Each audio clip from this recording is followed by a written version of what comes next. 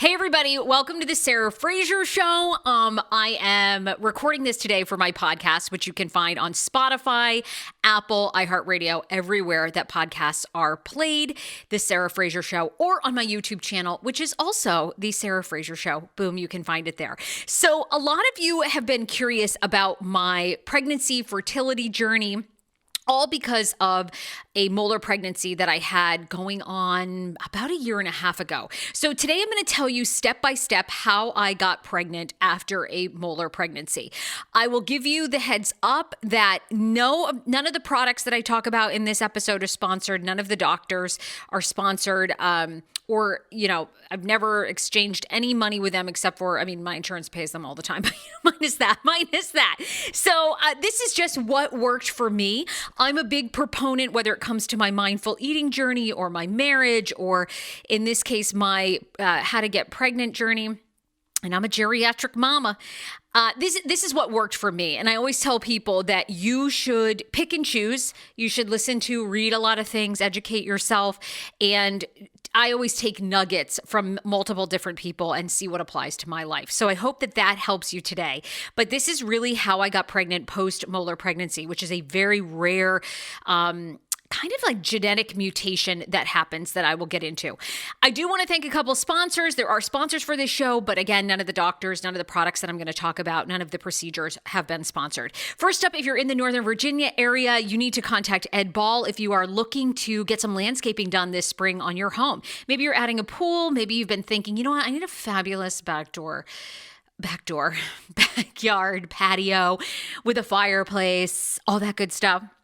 Ed Ball's the guy. Guy's a top architecture, okay? Landscape architecture. His actual website is landscapearchitecturenorthernvirginia.com. It's a doozy, but you can also find him at It's Ed Ball on Instagram. So if you just want to check him out there or Facebook, you can contact him. It's so easy at It's Ed Ball.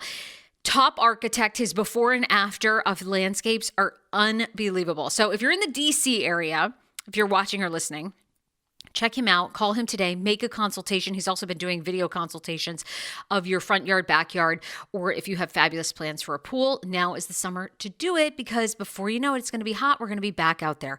So you can also go to his website, landscapearchitectnorthernvirginia.com. So here is the backstory. Currently, I'm 39 years old. I am 37 weeks pregnant with a healthy little baby boy, and I'm 3 weeks away from delivering. He is measuring giant, so he is measuring the last sonogram was 7 pounds, 11 ounces. They're predicting if we waited till 40 weeks, he could be 9 pounds, 10 ounces. If I sound out of breath on this video, that's why. I'm growing a toddler. So I may be looking at an induction or a C-section in the 39th week, which I am ready for and looking forward to. But if you're not familiar, I had a molar pregnancy miscarriage about a year and a half ago. It was super traumatic. It is super rare. And I still get asked, and some of the nicest, I guess, most heartfelt DMs that I get on social media for me are the ones from women saying, hey, thank you for sharing your molar pregnancy, miscarriage, and everything you went through. I'm going through it, or I had a chromosomal issue with my baby. And it means so much to me that there is hope that here you're 39 and pregnant. And there is hope, let me tell you. So today I wanted to go through step by step exactly what I did. First, if you've never heard of a molar pregnancy, I hadn't either.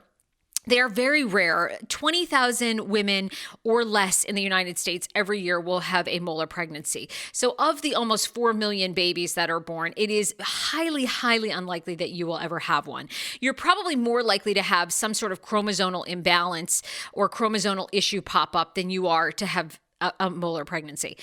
Molar pregnancy essentially means that 2 sperm fertilize 1 egg. Now, this was great for my husband because people were like, obviously, he's, got a ton of sperm, and his aunt, who I love, who's from Detroit, basically, and I know, I laugh through things, so hopefully this isn't triggering for you. But when we've all found out as a family this was happening, she basically said, well, your husband's kind of a nerd who probably didn't have sex till he was 30. So, it was just like his explosion. Like he just hadn't had enough sex. So it's like, thanks, Aunt Pat. That puts it all in perspective. So, laughter and humor have gotten us through a really sad time, but it is when two sperm fertilize one egg and your baby gets double set of chromosomes. The hardest part about a molar pregnancy is you really don't know that you're having one until you go for not even like a regular sonogram at your OB, but the high risk one. And because of my age, I was sent around probably 12 weeks. I mean, it was like a tipping point for the first trimester to a high risk maternal fetal medicine OB. I highly recommend getting one. Personally, the silver lining for this whole thing is now with the baby that we're having, we have been able to see the high risk one every 4 weeks, which has been amazing and incredible peace of mind. If you have suffered a miscarriage, if you've suffered some sort of chromosomal issue with your child, or you have a genetic disorder, I would highly recommend going to maternal fetal medicine. They're awesome. One of the benefits too is their equipment is higher, I guess, maybe more just like it's able to see more things. It's more detailed than your regular OB. Many of you watching this might be like early 20s, mid 20s, and you probably won't face those things. The thing with molar pregnancy is it can happen at any age. It usually happens to women over 35. I was over 35, or women like that are under 25. What happens is all these cysts grow in your ovaries and placenta, and ultimately the baby cannot live.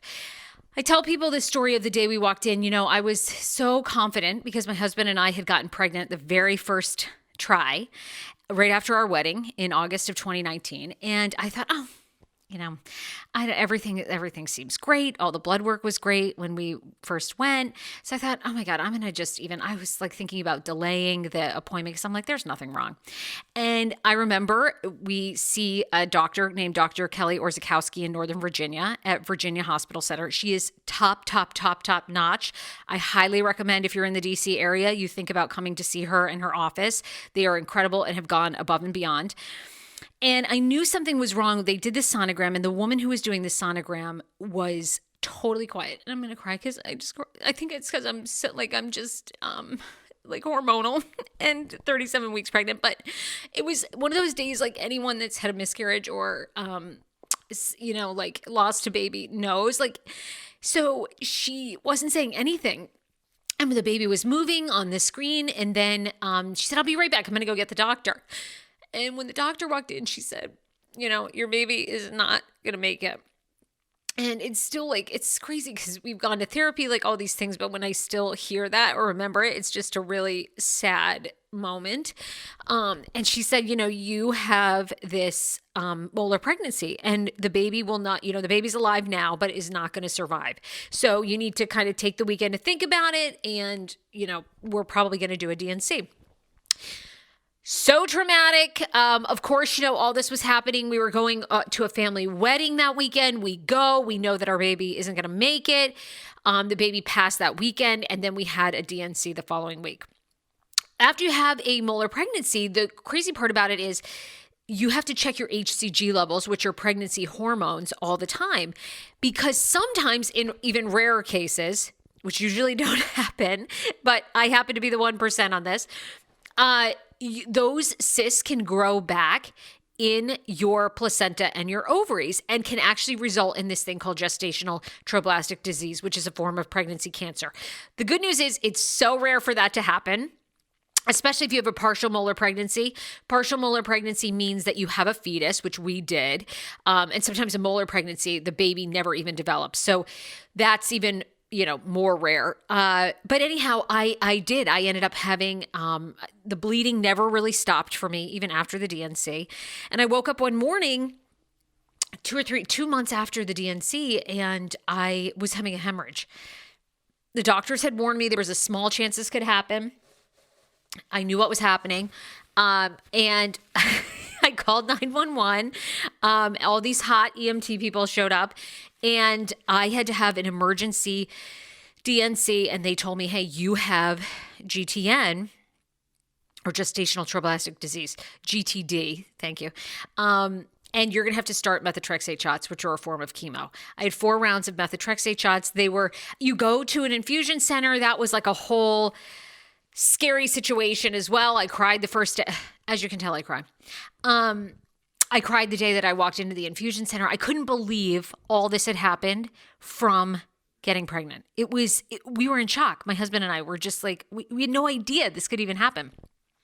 So I had 4 rounds of methotrexate shots, and within probably 5 weeks, this all happened right before the world shut down and coronavirus, my HCG levels had come under 5, and so I no longer needed the shots. And then they monitor you for 6 months, and if they stay under 5, then you're cleared to have a baby. Try again. So that's what we did this summer of 2020, and we were successful in getting pregnant the first try. I will tell you this because I want to be completely full disclosure. My husband and I have never had problems getting pregnant. So both times we got pregnant the first time, how I got pregnant, I tracked everything through a tracker. So my period, and then I would take my basal temperature, which is your temperature in the morning. When you're ovulating, it tends to be like a degree higher. And that's kind of how we knew that I was ovulating. You can also track your mucus, which I would have, which kind of is like, getting ready to sort of hold your eggs there to be fertilized. So I was able to use a tracker, and that is how I got pregnant.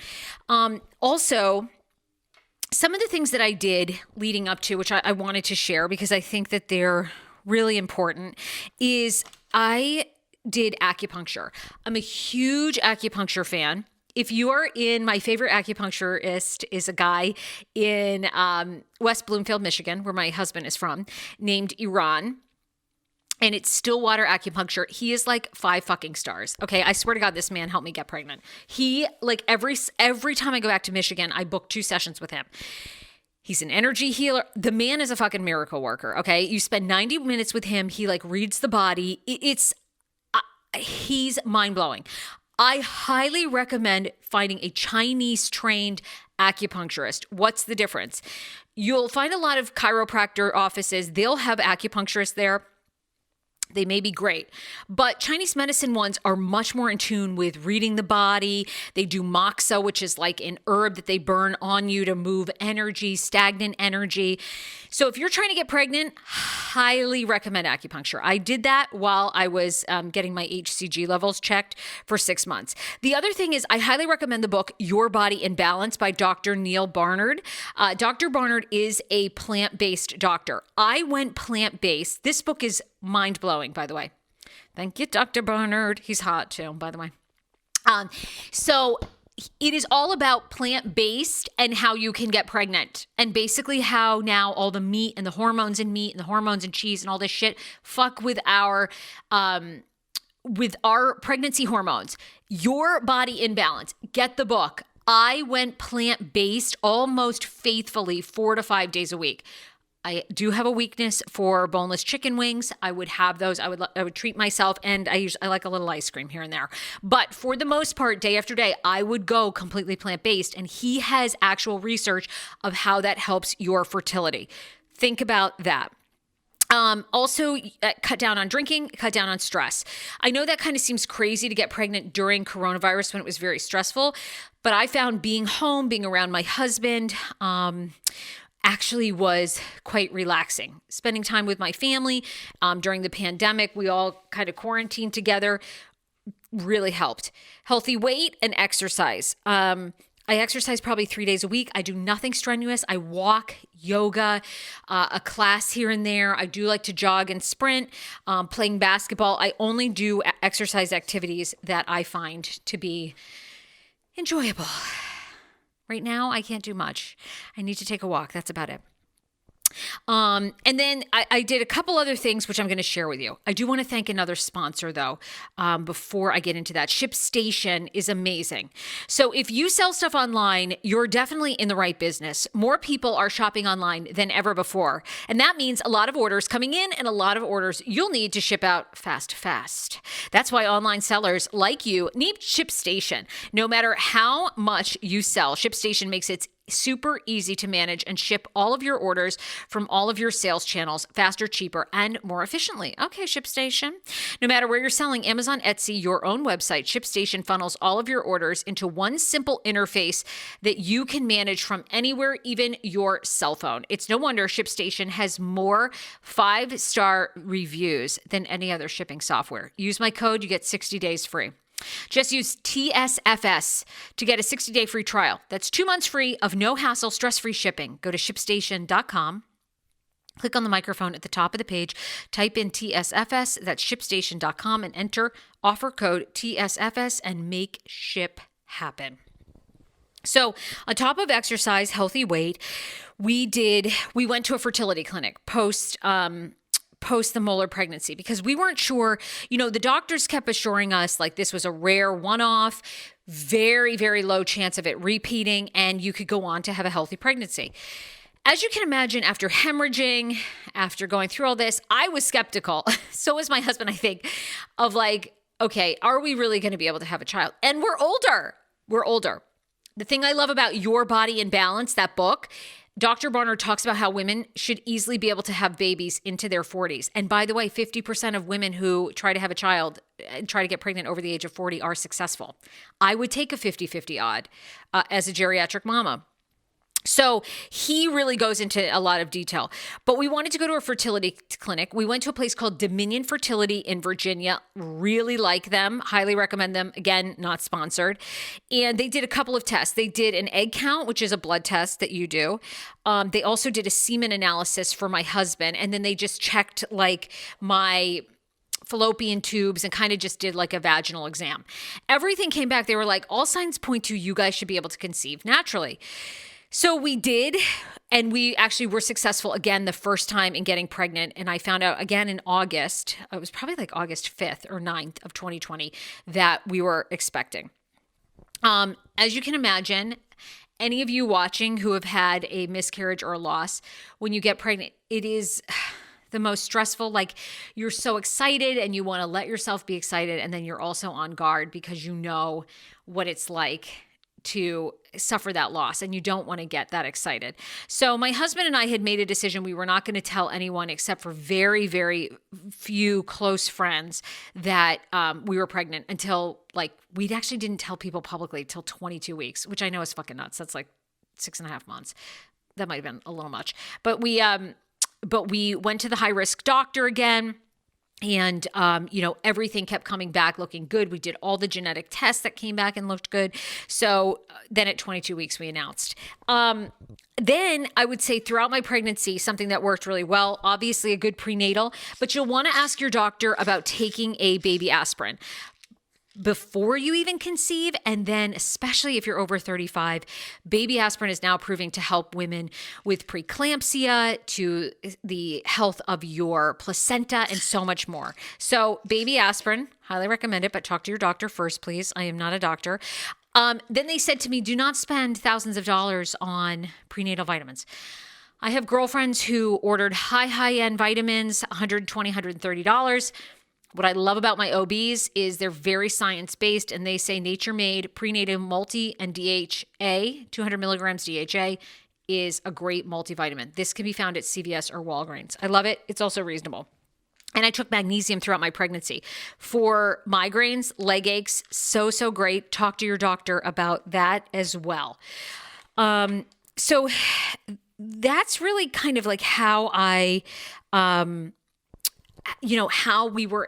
our pregnancy journey went.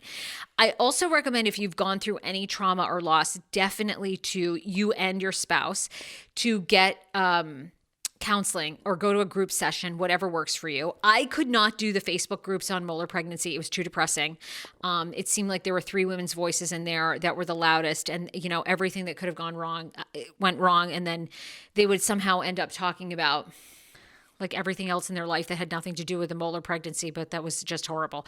I couldn't do it. So I find your niche. Mine was with a therapist and getting through it with my husband and family.